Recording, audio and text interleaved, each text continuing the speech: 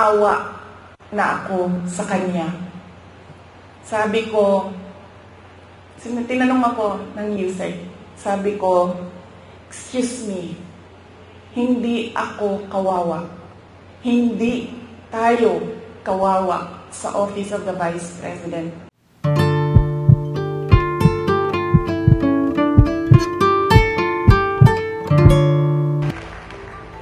Doon din sa amin, sa Office of the Vice President, sabi nung isang kasamahan namin,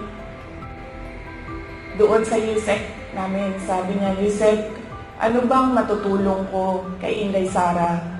Naaawa na ako sa kanya. Sabi ko, tinanong ako ng USEC, sabi ko, excuse me, hindi ako kawawa.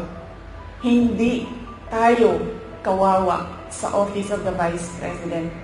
Dahil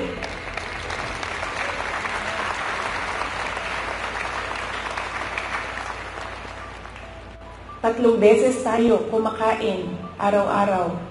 Kung gusto natin bumili ng leche flan, meron pang leche flan. At ayaw natin ng leche flan, gusto natin ng ice cream, nakakabili tayo ng ice cream. Sabi ko, ito personal ko na experience. Kaibigan ko, 47 years old. Sumakit lang ang likod. Anong sabi ng doktor?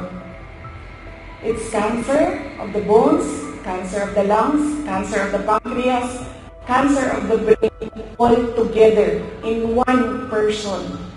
Anong sabi ng doktor? 6 months na lang. Yun ang kawawa.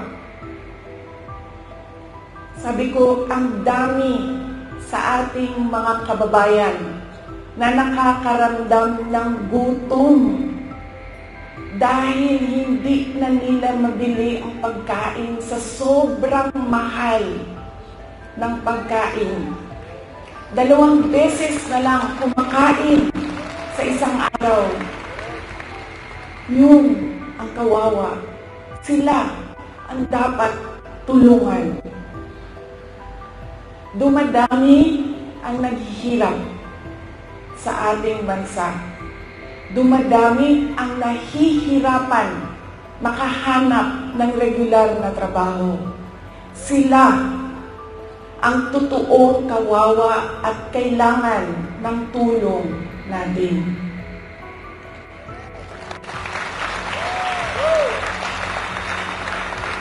Ilang beses sa pag-atake sa akin, paulit-ulit ko sinabi, magtrabaho muna tayo. Because we owe it to our countrymen, because we made promises on stage, in front of everybody, na we will do something for our country.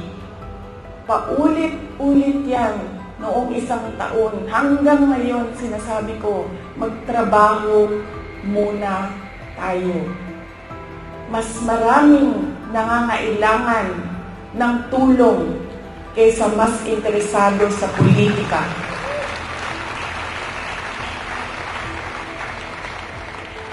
Pero, this night is not about me and my problems.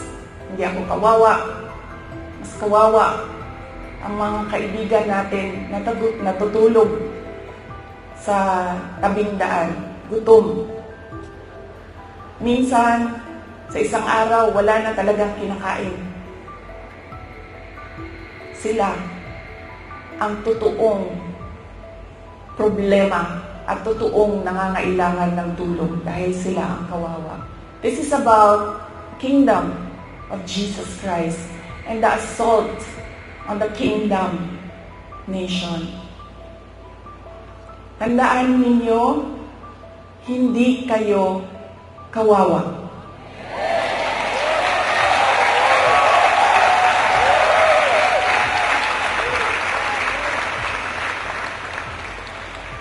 Tungod kay ang langit nung amahan na apirmi kaninyo.